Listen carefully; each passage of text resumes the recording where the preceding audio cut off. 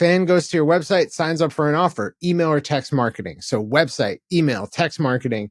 And then after nurturing them, giving them cool content and making them an offer that's attractive, they buy it, and they buy it on your online store or a funnel-based platform. We find funnels to just be much better at converting people from I haven't bought anything into I am now a customer, as opposed to like, hey, go peruse my online store. And if you like anything, buy it. You're saying, here's this offer. It's exclusive. It's one time. It's available now. When it's over, it's over. And it just provides a lot more incentive to go get it than just like, hey, go browse around. And then if you like anything, buy it. You are now listening to the Creative Juice podcast brought to you by IndiePRO.io.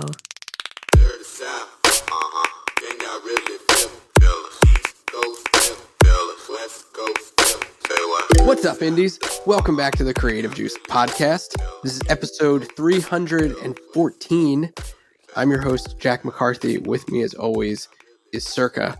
And we're going to be talking today about tools and tech that allows you to capture and monetize your growing fan base. It's been a while since we've talked about some of the tools that we use at our agency and here at IndiePRO, at our company, kind of like company-wide.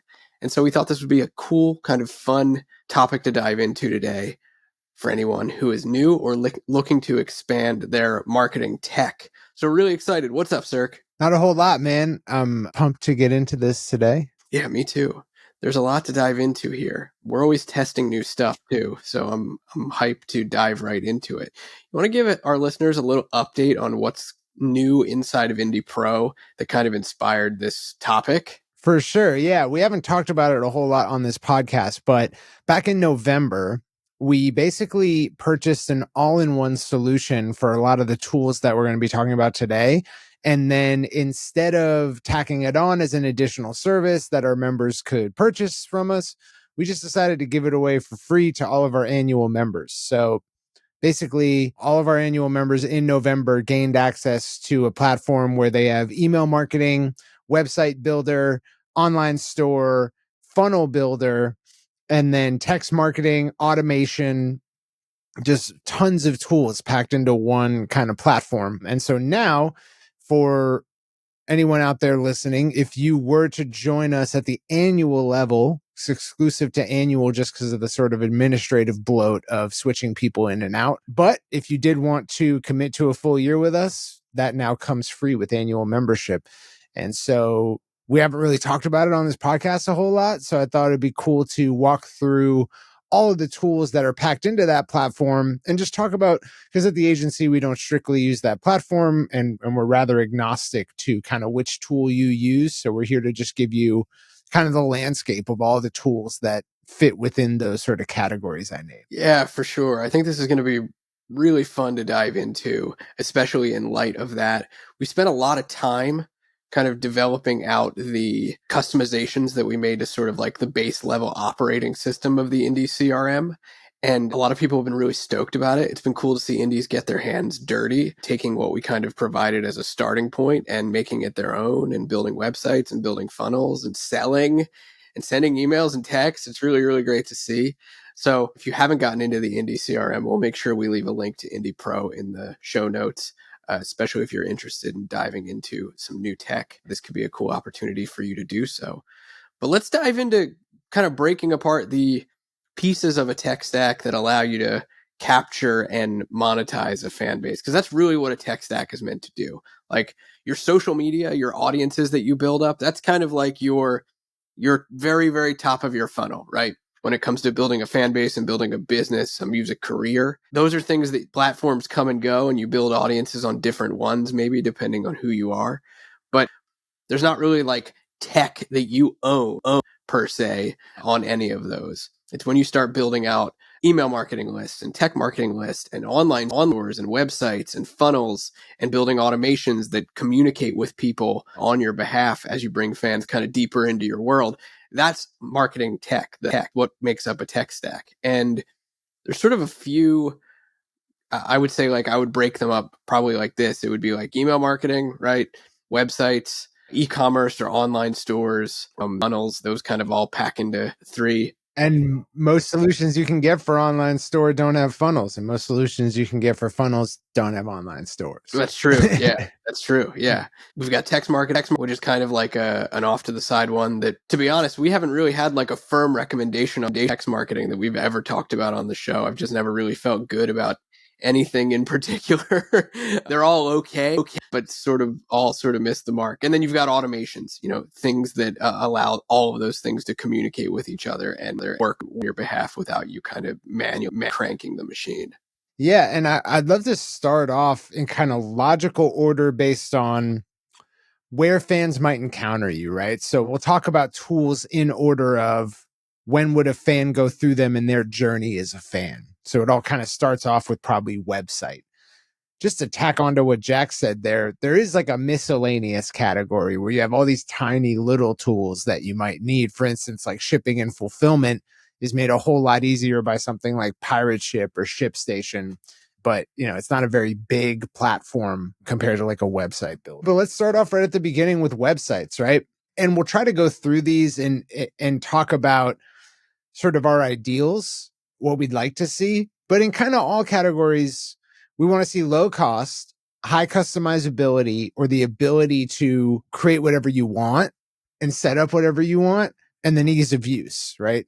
We don't want it to be insanely complicated to set up. And then great support is a bonus. So starting off with websites, for the longest time, you kind of had drag and drop builders over here on one side, like Squarespace, and then you had on the other side WordPress.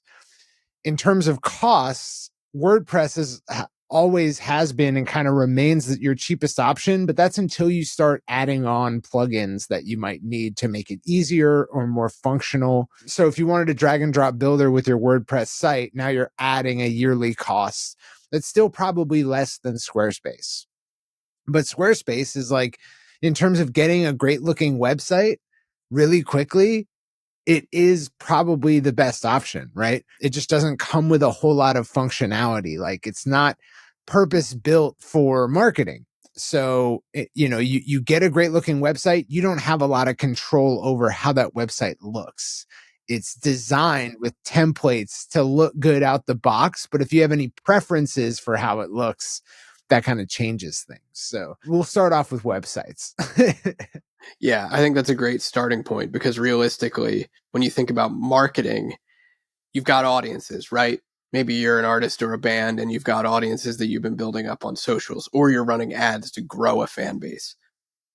Where are they going to go next after they're being introduced to you, discovering you for the first time, hearing your music for the first time, seeing your videos for the first time?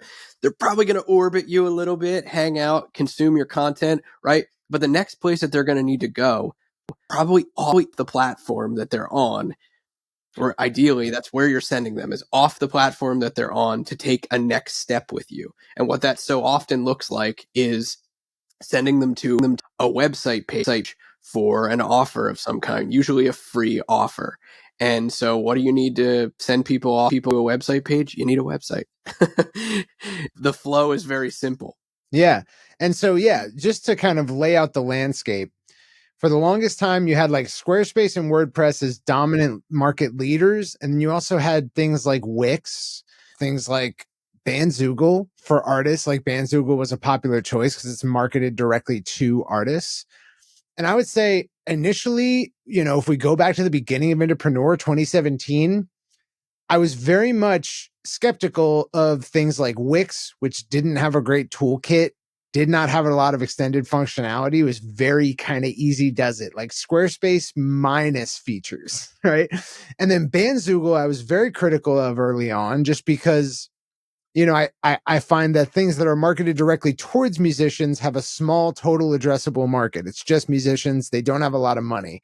And so thereby you have a very low development budget. You can't afford to, make the best tool because you don't have a lot of money coming in. I'm glad you brought that up because I wanted to talk about that as well, because I think what often happens there is, like you mentioned, you've got low development budget.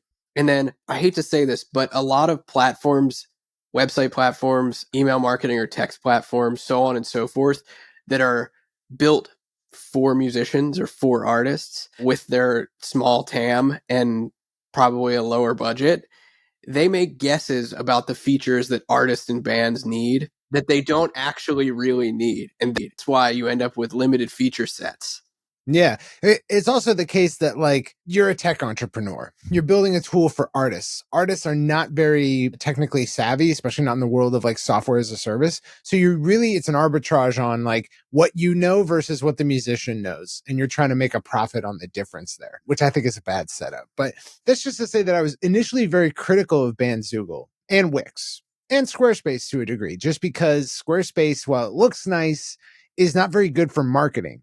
Then you had like funnel builders that operate as something that allows you to sell a series of products as opposed to an online store with a cart where people can check out for their own products. They select a cart, they add things to it, and then they check out. A funnel builder is just like, here's an offer, here's another offer, here's another offer. You don't choose which product you're going with. It's just, I'm making you this offer for a product. And with that, you had ClickFunnels, which was an okay place to build landing pages. And so, you might not need an entire website very early on. And so ClickFunnels kind of fit into that whole conversation and like lead pages, but was very expensive compared to its competitors if we're talking about just websites. Now, where we stand today, I think that you have a much expanded landscape. There's a lot of other stuff that people are offering you, including things that are just building landing pages, but aren't really intended to function as a whole website. But you still have those original players. You got Wix. Let's start with Wix. Wix has massively expanded its functionality. And I would go so far as to say that like every time I check in on Wix and someone's using Wix, I am blown away by how much they've added to it. So it's really come a long way in the last, 7 years. Yeah, it's really interesting. In 2017, I was actually building a lot of websites in Wix. Squarespace and Wix were kind of like, I actually wasn't doing a lot of work in WordPress when we were kind of starting out. I was building websites in Wix, some stuff in Squarespace, and then mostly ClickFunnels for like funnel building. And so I recently logged into Wix for one of our clients, and it had been years since I had been in Wix, to be totally honest. And I also was like, wow, not only does this look totally different, there's a lot more that I can do in here. Like, I was actually pretty impressed by it. Yeah, they added e-commerce module. They added on like lots of other helpful features. So it's definitely come a long way. I still would never build a website in it. But I can no longer like hate on it and say it's a bad option, because they have done a lot of work towards making it a fully featured marketing tool as opposed to just a website builder. I would say Squarespace has also come a long way. They've added a lot. They've added e-commerce. They've added, you can do memberships with Squarespace now through extensions. But I would say it's actually a negative in the way that they've pivoted versus Wix, because I would much rather, like, their builder has gone absolutely to shit. I don't know if you've like tried to build in Squarespace recently, but it's very confusing, the moves they've made, very odd choices they've made. But also, like, in terms of e-commerce, they're continuing in the same vein they had with website building, where like, yes, you get a plug and play, just get it and go e-commerce solution, but it lacks critical customizability to make the experience you want. And so I just don't like it for that reason. There's also just never going to be a time where you can do a funnel-based checkout as opposed to a cart-based checkout with Squarespace. At least doesn't seem to be on the horizon. And then their price points for adding e-commerce are terrible IMO. The features that you get on a personal plan versus a business plan, I think it's just not attractive. So I'd say Squarespace kind of backslid a little bit compared to its competitors. Yeah, I definitely agree. I mean, it's evident in the recommendations that I often make and we often make when it comes to just like funnel building, for example, for an artist that has a Squarespace store, where it's more often like, well, why don't you get a Shopify account to embed products through that rather than trying to duct tape it together with Squarespace's built-in e-commerce solutions. But now if you downgrade to, if you don't have the online store and you're on a personal plan, they removed your ability to add code embed blocks. So you can't even do that thing where you embed Shopify buy buttons. It's wild. Yeah, yeah. That's wild. Well, and that's a bone that I have to pick with Squarespace in general is from a code perspective, it's so inflexible. The customization that you could do very easily with HTML and coding on most other website builders is so much more difficult with Squarespace. And it drives me bananas, like simple things. And I'm not talking about like super nerd shit either. Like, when I talk about code, I'm just talking about like sometimes things as simple as just removing elements or setting up elements to look a certain way on mobile versus desktop. Simple things that you should be able with very easy pivots become ridiculously challenging on Squarespace. 100%. It's always disappointing to me. Yeah, yeah, yeah. It's like, I don't know. I wouldn't build in it. And I used to build whole websites in it before. I just wouldn't use it today. And in terms of, we'll get to that in a second. I want to speed run through this because we're definitely not making good time in terms of all that we got to go through. You put two nerdy marketers in a room to talk about Yeah. tech and look how much time we can waste. Totally. Yeah, yeah, for sure. But yeah, just say that WordPress hasn't changed much in terms of its core functionality. You install WordPress, here's what you get. It's not wildly different from 2017, but the plugin landscape was already big and it's certainly grown since then. And WordPress remains simply like, maybe we'll add another factor to judging all this. We had like ease of use, costs, customizability. Let's add within that difficulty. Or I guess ease of use is the other side of that coin. WordPress is not necessarily easy to use, easy to set up, easy to troubleshoot. So it requires a much larger time investment than, just using Squarespace. But that said, like, you get back everything you could want to do. So if you're willing to invest that time, there's no limit to what you can do with a WordPress build, which is why I've always loved WordPress and continue to this day. Every other competitor in the landscape is kind of not worth mentioning. There's tons. So we could go through them all, but I think that you're much likely to just get worse tech out of those for maybe some cost savings. But I don't know, like the incumbents remain strong, I would say. Yeah, I would agree. And I think something to note here is the cost savings, they're not that much when you're looking at any platform outside of the ones we've talked about so far. The cost savings aren't that much, and what you lose out in on features and the amount of time that you would need to invest if you decided like, or rather when you realize that you need something more, the amount of time that you're going to spend migrating over or building a total website, it has always made sense for me just to start right. I think it's easy to get allured by what's out there and thinking like, oh, like it probably has everything I need, when in reality it's often not the case, and you just end up wasting a lot of time.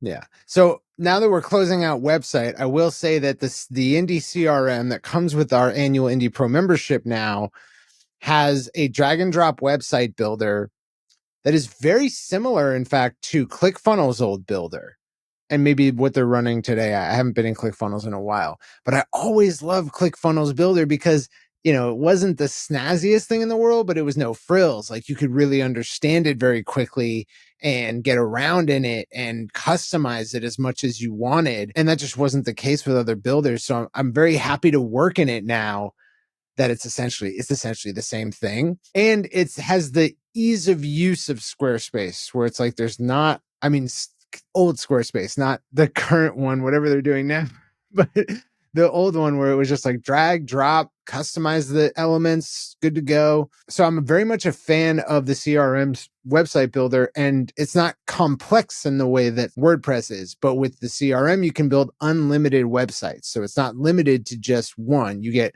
you can create as many pages as you want within one website. You can use global elements, so you can like create your header once and then use it in every page and stuff like that. And so I really like that builder. But on top of that, if you had a WordPress builder, you were comfortable in WordPress, in the CRM, there's also WordPress hosting for $10 a month. And it comes with a bunch of other features that a lot of other hosts don't have. So it's kind of a one-stop solution for building funnels, websites, and having a WordPress site. Yeah, for sure. I think that fairly well spells out what we look for in websites. I just want to transition into our next point by saying I'm with you. I loved building in ClickFunnels. Always did. I actually built more funnels in ClickFunnels than I did building websites early on as a marketer. Our first website for IndiePRO was It was on ClickFunnels. a Yeah, I built a lot of landing pages and websites in ClickFunnels, more than I ever did on any other platform. Wix was actually probably the closest one from a drag and drop sort of feel that I found to be similar to ClickFunnels. So like the workflow for me was always kind of smooth between the two. It was when you got into Squarespace and Wix that I didn't necessarily feel that way. Now, all that said, I think we should talk about email marketing. Let's do it. Yeah. So once your fan goes to your website, right, they are off of the public commons, Instagram, Facebook, TikTok, wherever, and they are now in your territory. But they could easily leave. They can click that little X and they're gone, and they're probably not going to return, right? The likelihood of a fan actually ending up on your website is insanely low. It gets lower every year as we consolidate around a few apps that we use their websites, and then we largely don't use the rest of the internet.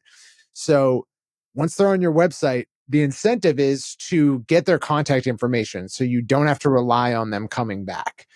And so that's why email marketing is so valuable. Typically, you want to send people to your website for an offer that captures that information, a free offer that they could just get by signing up for your email list. It's like the way to long-term capture your fan.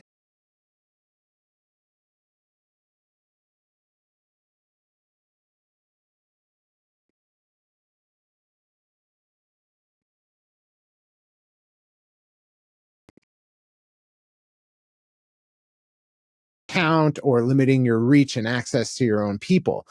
So that's why email marketing is so valuable. In the email marketing landscape, when we started, there was MailChimp, GetResponse, Constant Contact, Aweber, a bunch of very marketery platforms. And they were all pretty powerful. Like I never actually had a problem with MailChimp, and that was my go-to. And then like ClickFunnels had their own like backpack that was like an email marketing platform. Ugh. Yeah, backpack. Yeah. Not Bringing great. back memory. But I always preferred MailChimp up until MailChimp started trying to offer all these other services. Build a website. I forget what else they tried to tack on there, but there was social media posting. There was paid ads through it. Not good. yeah. And it's like, dude, you're my email marketing platform. Do that well. Don't try to do all this other stuff well, because you're just more likely to just not do email marketing as well. That was frustrating. And then we discovered Drip.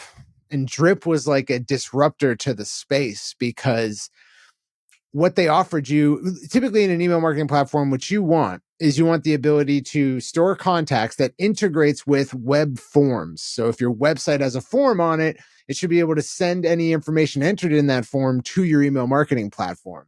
And MailChimp played really nicely with almost everything, including Squarespace. It was the only thing that integrated directly with Squarespace. So you wanted to get that contact info, store your contacts, allow you to add tags to those contacts, and then do auto response automations or workflows, which, they have a condition which when met would trigger the workflow. So if a contact gets a certain tag, they start this workflow, and then conditions upon which they exit. They go through all the emails in the workflow. So they get email 1, wait a day, email 2, wait a day, email 3, they exit. Or maybe they meet certain conditions, like they make a purchase elsewhere, and that exits them out of the workflow. So automation workflows are a huge component of a great email marketing platform.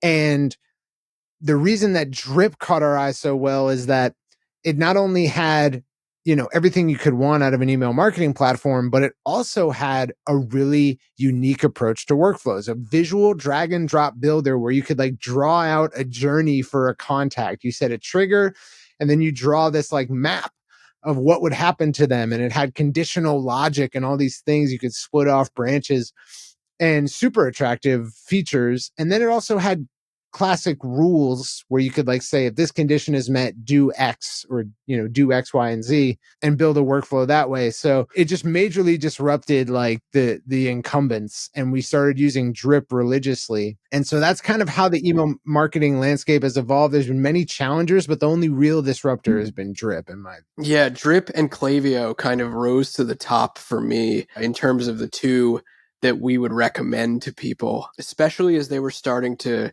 grow a customer base. Cirque, I think you made a really great point of talking about where a fan enters email marketing, right? Their first time signing up for a list. However, what's really important to also know about email marketing, and I think this is where a lot of platforms that are designed for musicians fall short, is once someone's in your email marketing system, that becomes the central database where you learn about your fans. That's kind of like the core of your CRM, we'll call it.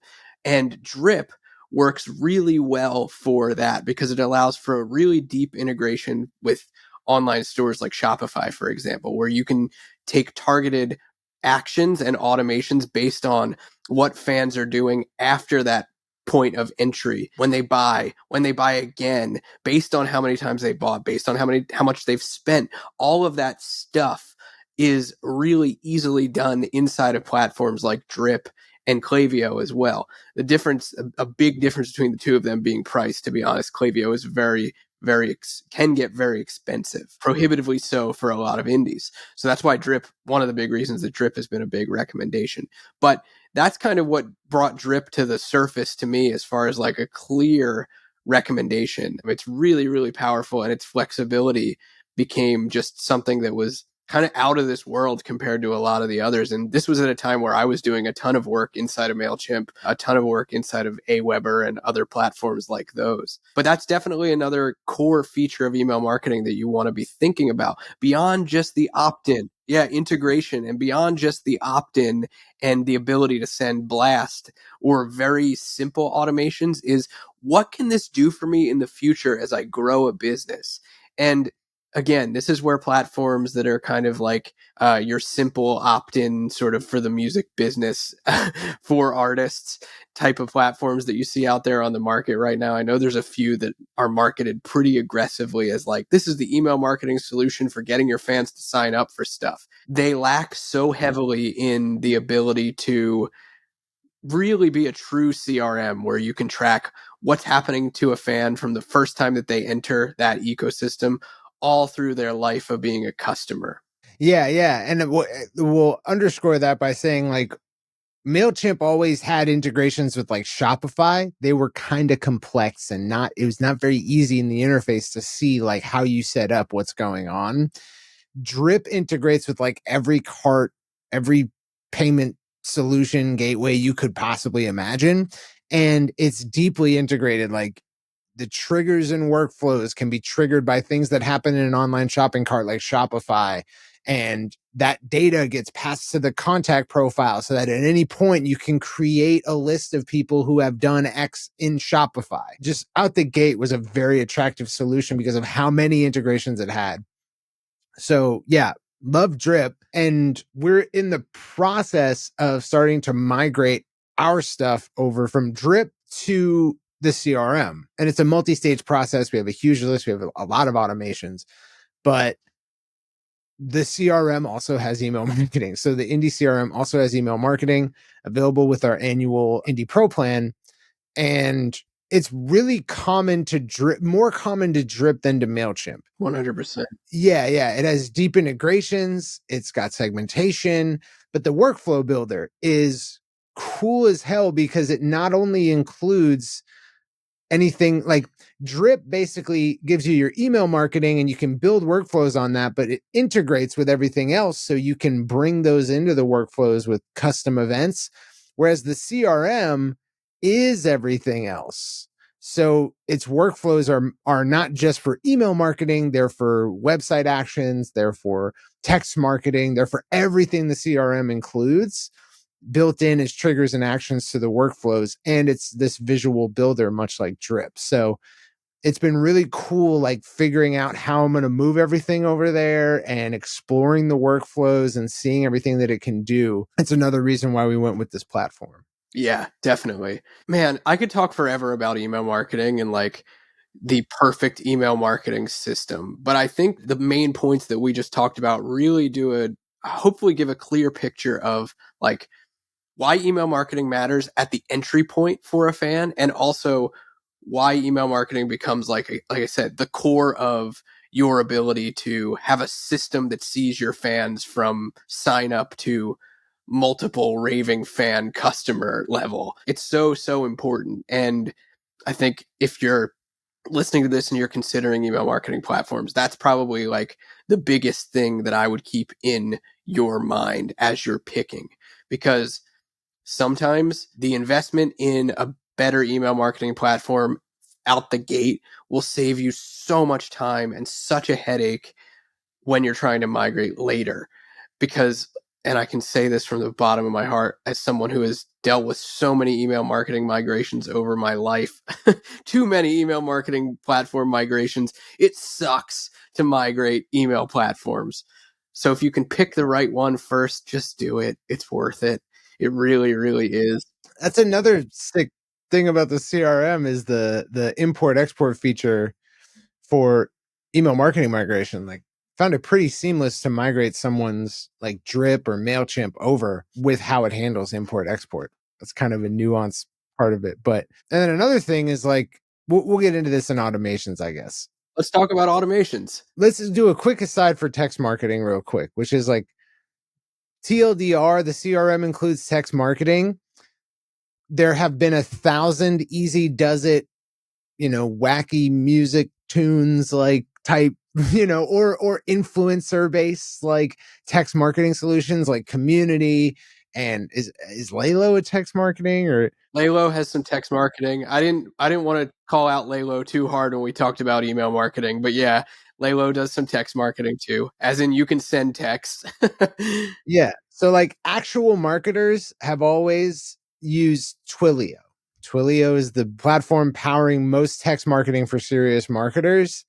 And then everything else was a consumer level app. So Community is like, how can we make this simple for normies, so to speak, right? And so I always just kind of felt like it's like it's like the Squarespaceification of every possible text marketing app.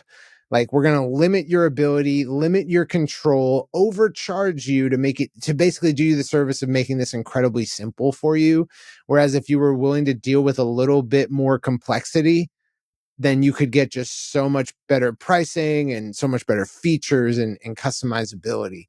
So for the longest time, it was Twilio versus everything else. The thing is with that, like you raise a good point here. Twilio is like the back end of all of those systems. Right. They're all using Twilio anyways. For the vast majority, almost every text marketing platform that you can find on the market is using Twilio as its ability to send text. Twilio is like an operating system for text message marketing, for SMS. Everything else just builds on top of it. Now, can you just go sign up for a Twilio account and all of a sudden import a text list into it? No, it doesn't work like that. It's not an app, it's an infrastructure. And so, like, you don't sign up for Twilio and say, I'm using Twilio for my text marketing. That's just not how it works.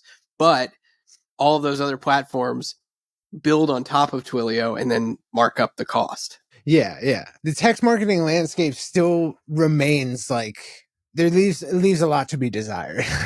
I'll say that.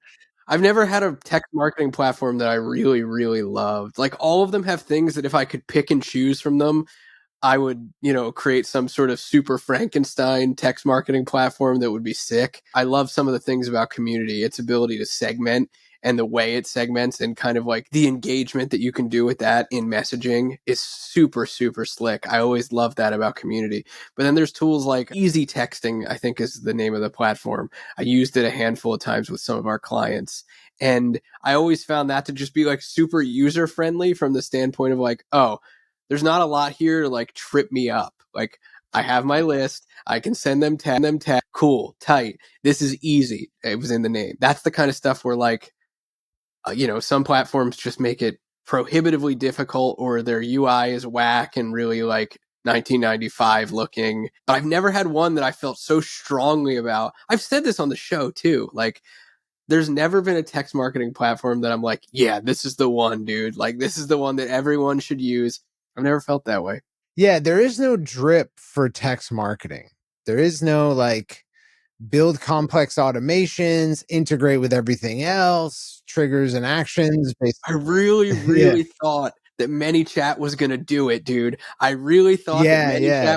I thought they were going to be the one, and they weren't. We can't add, because ManyChat is a messenger marketing platform for Facebook, Instagram, and WhatsApp direct messages. And there was a Wild West time of ManyChat where before Facebook slapped down messenger automations and made it kind of more difficult to use it powerfully. But it was amazing when it lasted. And text was rumored to be part of that. It started to be, but it just wasn't good. And iMessage was going to be integrated. There was like a whole lot of hype around that. Yeah. But just to say that like text marketing is another possible way you might get your fans to sign up so that you can remain in contact with them, even if they don't visit your website or see your social posts. You can always get a message to them. The difference being that text marketing never had the complex customizability and automation that email marketing had, and was usually prohibitively difficult to set up unless you were using one of these easy does it platforms, in which case you're probably being overcharged and you can't do a whole lot of complex stuff. I say all that to say that CRM has text marketing and it's integrated into the email marketing and the websites and the automations. So building workflows, you can send emails, you can also send text messages. You can also send Facebook and Instagram DMs, but that's neither here nor there. Just say that like it kind of gives you back that capability of drip with text marketing. You can send pre-programmed text based on a workflow, and it works with all that conditional logic. I will say the CRM, because you're basically setting up a Twilio account, you will have to go through all the complexity of configuring it, which is not easy, especially with the new regulations around text marketing. It's not easy. I will say we make it about as easy as it can be. I'll say that. As someone who's dealt with Twilio, oh man, so much in the last year. Yeah, it's a step down from the difficulty of Twilio. Yeah. Yeah. But just say like once you're set up, you can do all of the things with it that you really can't do in any other platform. For sure. This is probably a good time to talk about like very quickly, just from like a marketing and educational standpoint. I have a lot of indies that ask me still to this day, well, like, should I be doing email marketing or text marketing? Like, which is better? Don't the fans want to text more than they want to email? These are really common questions. So this is probably a good opportunity to talk about like how text and email interplay with each other, what works well on one platform versus the other, why text is a cool channel for certain things and why email is better for others. Because I think there's still a lot of confusion and people who see these as kind of like butting heads and competing. Yeah. So email marketing, I can get someone to sign up for a free offer. I can send them valuable stuff. They'll probably remain with me for years. They'll probably stick around for years, and I can send them shitloads of email, because if they don't want to see it, they just won't. They'll ignore it in their inbox or they'll archive it, and they're just not going to feel offended if I send them a big long email and they just don't read it. Like, they're just not going to read it. They're not going to get mad. Versus text, I can get someone to sign up for a free offer. They're very likely to leave after I send it to them. Very likely.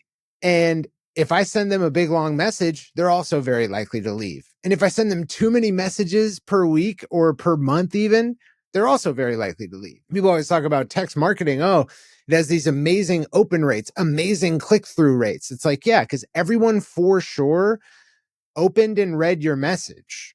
100%. Like, if I get a text, I'm going to read it. The difference being that so many more people will leave because they're getting bombarded by you. I don't expect to be having dinner and get a text message, look to see it, and it's some company or some, personality. Like, that would annoy me probably. But if I get an email notification and it's like something I don't want to read right now, that happens all the time. I'm very used to that. And if it's particularly long, it doesn't affect me any because I didn't open it. Whereas with a text message, like, it costs more to send longer messages. So you can't send the same kind of stuff. You can't communicate the same things in text that you can with email. And it's pretty much like one or two and done, or use it very sparingly, because it has just way higher attrition rates, meaning people are way more likely to leave within a year's time frame than email. Definitely, yeah. That's a really good rundown, Cirque. I also think it's worth saying here, like, calls to action via text, in my experience, are way more difficult. And when I say difficult, I mean you can make offers and calls to action in email way more frequently than you can in text. Too frequently in text is a surefire way to get yourself unsubscribed from. Someone's going to just be like, reply stop. Where text can come into play is decently for nurturing if you just want to have some open communication with your fans in a platform that's simple. But I mean, here's an example. Like, I'm looking at my text right now from Gary V. I'm signed up to Gary V's community list, have been for quite a long time. I haven't unsubscribed, but I'll be honest with you, I know when his texts come in, and I usually open them, and I'm at the point where I don't read them. I haven't unsubscribed because whatever, I'm on list for worse shit, but I don't really read his texts very often. And I certainly don't look at the calls to action ones. Sometimes I'll read the inspirational ones that come through, and they're nice. And at most, it's like 2 or 3 a week, which I actually think is fairly high. But yeah, it's 1 to 3 a week. Most of them are, inspirational. Here's a text. 2023 is going to be a great year. You're one decision away from what you want. Here's a video from this morning. Wanted to share. The next link is to a link from my Instagram. That's the kind of stuff. Not heavy calls to action here. I'm doing a fun Twitter Spaces. Oh, Twitter Spaces. That's funny. These are the kind of things that you can expect to be able to do with text marketing. Notice, like, those random ones that I picked, it was not heavy on sales. Not that Gary Vee's selling anything super heavily, but you follow what I'm saying here. Yeah. It is also the case that, like, you get text messages from friends and family. You're not used to getting text messages from companies or public figures. And so when you do, it's sort of an invasion on a place that's kind of sacred. Like, I'm free to answer my texts and look at them always because they're always pertinent information to my local social life. Like, and when that gets polluted with the same type of stuff that's in email, people like to keep that clean. So it's very different from email marketing. Email marketing, you can let it rip. You could send an email every day. And as long as people like you, they're not going to leave. With text marketing, if you did that, even if they like you, they're definitely. Yeah, 100%. So yeah, next up on our list is online stores / funnels. So to explain the difference, Shopify is a cart platform. You can offer as many products as you want. People can add those products to a cart and then check out for that cart. A funnel-based platform is you're making an offer. It has specific items and it's not a la carte. You can't fill up a cart and then go check out. You either buy the item or you don't. You buy the offer or you don't. And then funnel platforms typically have the ability to add upsells. So, okay, here's offer 1. You want it? Yes, I'm buying it. Okay, before we finish checking you out, you definitely just bought that item. But before we close this payment, do you want to add X, Y, and Z? You can offer multiple upsells and downsells. When we started, there was basically Shopify, Big Cartel, and ClickFunnels. Like, that was really kind of it. There really wasn't a whole lot else. There was WooCommerce, but man, it was a world of pain. WooCommerce for WordPress. Right. So yeah, like Shopify, WooCommerce, Big Cartel, these are all cart-based platforms. ClickFunnels was a funnel-based platform. Then a couple of years into our existence as a company, ThriveCart came out. And ThriveCart is another funnel-based platform was arguably more easy to use and more integratable with an existing website than ClickFunnels. But it's a funnel-based platform, and it's $700, I think, for like a lifetime license for it. So it's not cheap. Great deal. It is a great deal if you're going to use your actual cart or your funnel for years. 100% a great deal. I like how you said pretty expensive, and I said great deal. Yeah, it's expensive up front. If you're using it for 10 years, it is dirt cheap. So that added something to the landscape. And then, like, this space has expanded wildly in terms of what you can use. But the dominant players remain, in my mind, ThriveCart and Shopify and WooCommerce. We actually got an indie deal with a company that builds on top of WooCommerce that turned it into a funnel-based platform. So I think it's ConvertKit now. FunnelKit. Right. Used to be WooFunnels. WooFunnels, right. So they made it so that you could do here's an offer, here's an upsell or a downsell, that kind of thing.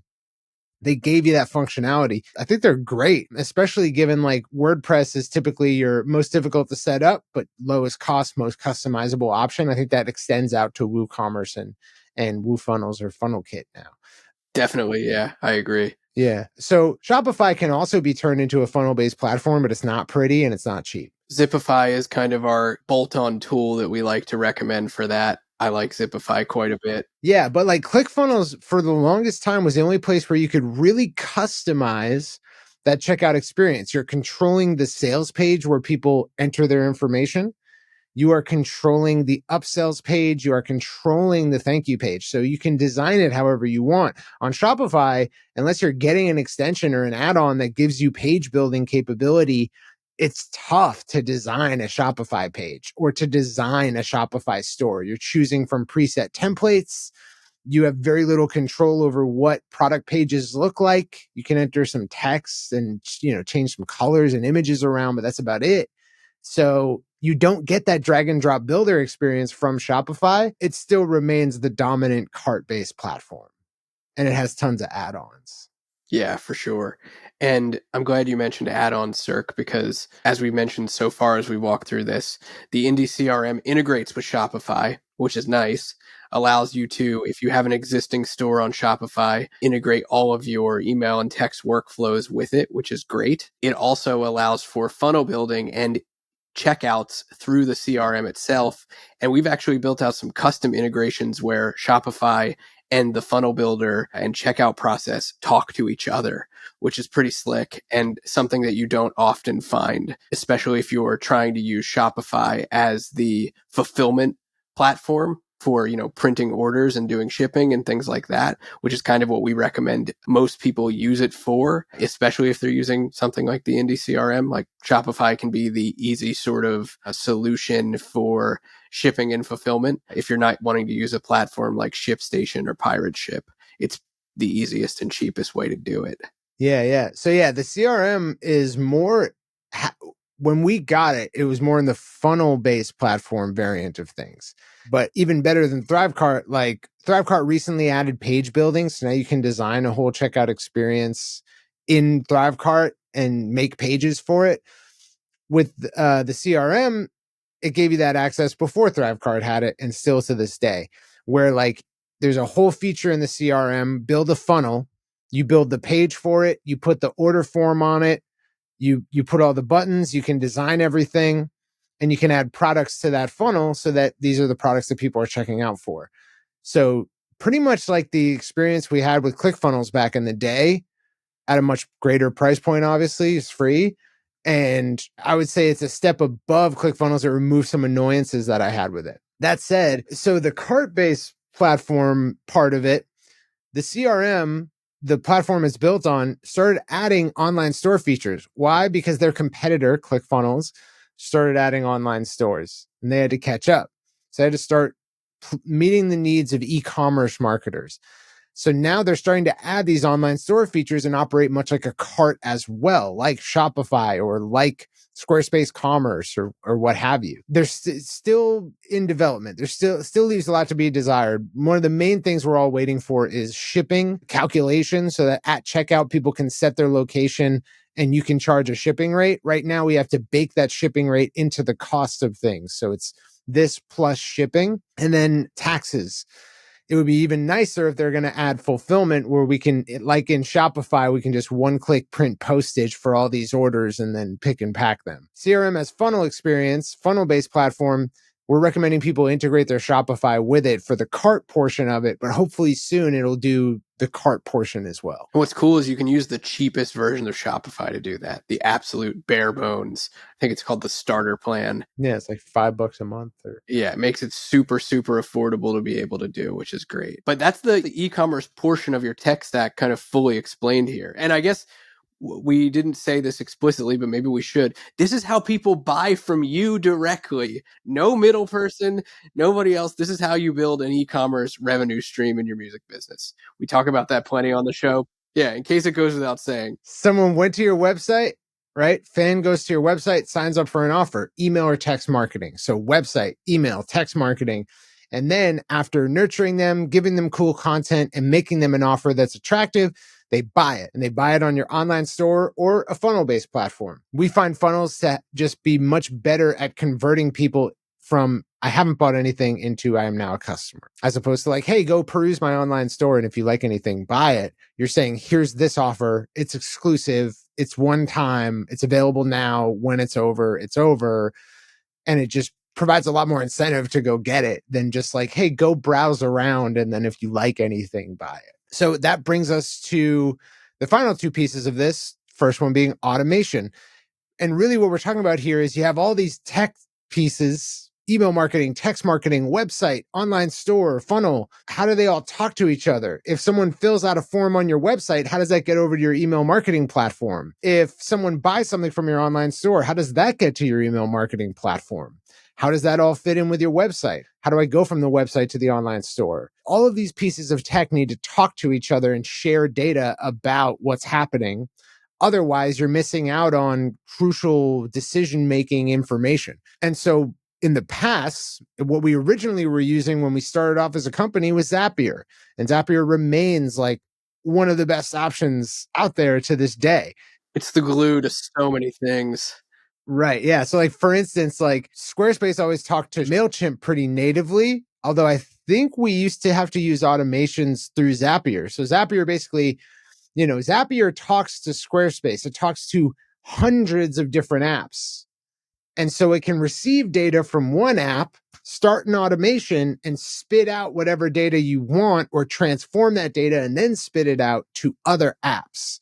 So like one automation we used to have is like, okay, if I get a sign up in this Squarespace form, I want you to put all that data into my email marketing platform as a new subscriber. And I also want you to spit it out to a Google Sheet. So I have a Google Sheet of all my subscribers as well, or, something like that. Or if I get an order in Shopify, I want you to make sure they're in my email marketing platform. And if they are, I want you to add this tag to them so I know that they bought this thing. That's all like typical Zapier stuff. And it's what the automations portion of this is about. What's cool about Drip and why it was so attractive to us at the beginning is it started to replace some of the stuff you might do in Zapier. It could get data from Shopify and then do stuff. It could get data from Thrivecart. It natively integrated with all of those, but there was still stuff you couldn't necessarily do with it, including in other apps like Google Sheets or, Discord or Slack. Send me a message, give me a notification, all this stuff.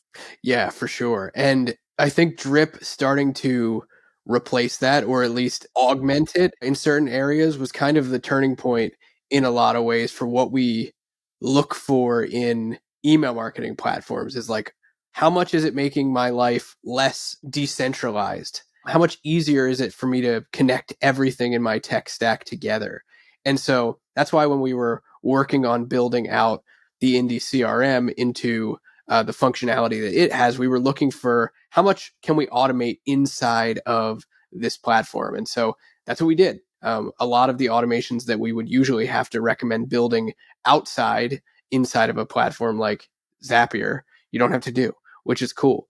But Zapier, in a lot of ways, automation is really like the glue for your tech stack. If you think of it like a puzzle, instead of like duct taping things together, it's like a puzzle, and you've got your tech stack, and you're putting the shine over it with some glue, and you've got a beautiful picture of what your whole marketing ecosystem looks like. That's what automation does for you. I think automation is a sometimes confused topic in music. When we say automation, people usually think like, oh, I can automate manual tasks. Yeah, totally. You can automate the sending of emails and the sending of text messages, but there's so much more to it than that.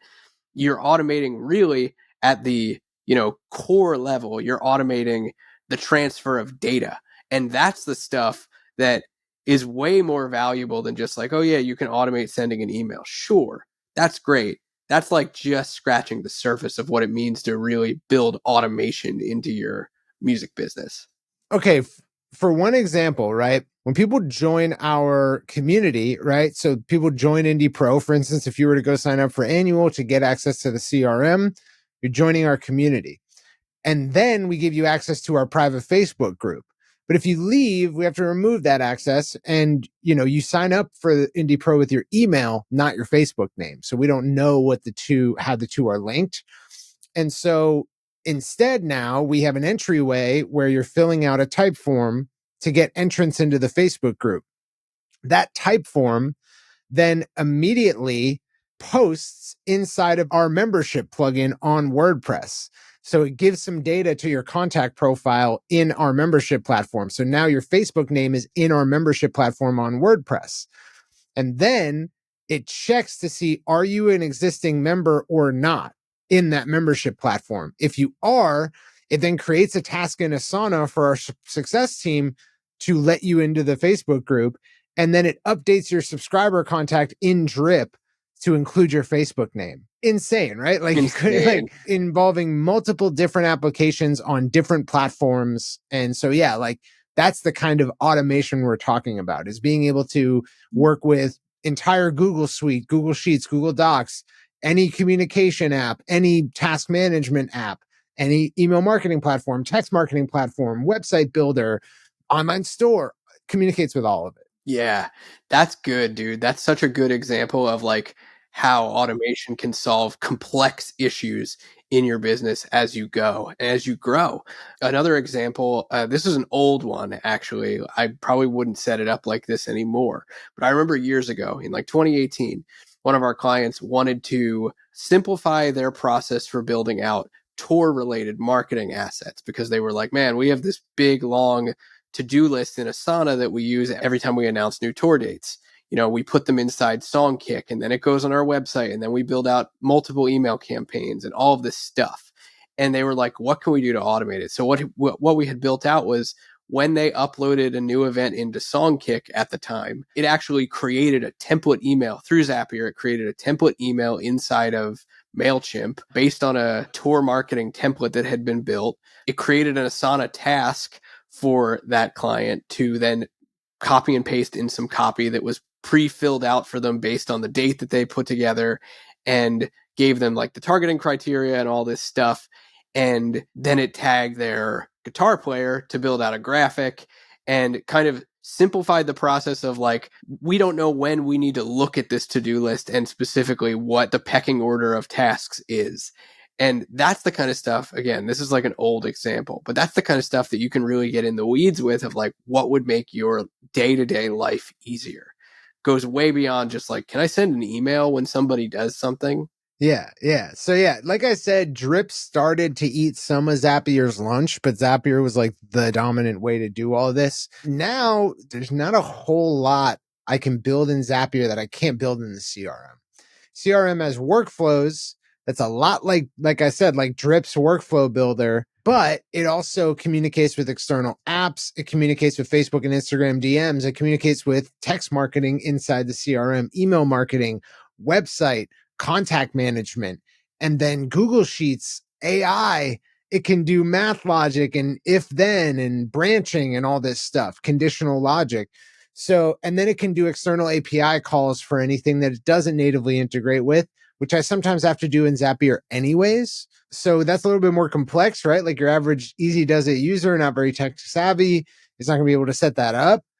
And there are some things where I would still say, yeah, just use Zapier.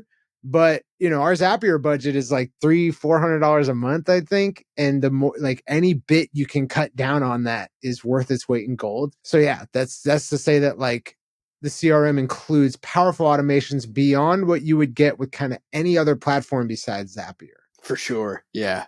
I think that was a helpful rundown. We haven't talked about automations quite at that level on the show for a while. Tech stacks in general, like this was a really good rundown. I hope that you guys enjoyed kind of getting our brain dump on tech, because it's been a while since we've done one like this. Yeah, hell yeah. So yeah, there's a whole lot of platforms that go into being able to maintain contact with, capture data about, and offer products to your fan base.